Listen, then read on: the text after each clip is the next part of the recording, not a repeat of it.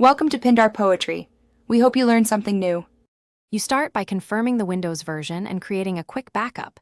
This protects you if something goes wrong. Once done, free disk space and plug into power so the update won't stop mid-install. Next, open Settings and go to Update and Security. You'll initiate the download from there. Make sure your internet is stable. Updates often check multiple files. This initial stage avoids common failures and prepares the system to receive the new build smoothly and safely.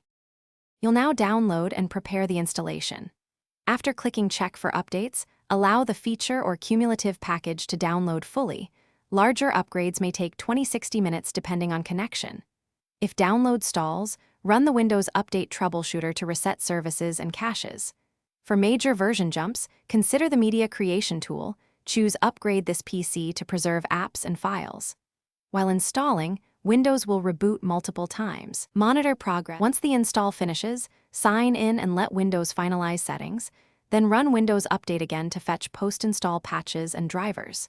You should check activation and adjust privacy settings that may have reset.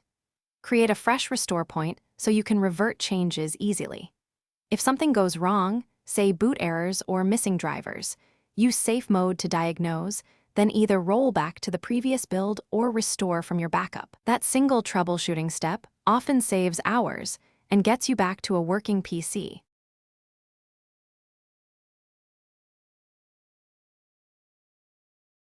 Thanks for watching. Consider subscribing if we helped you.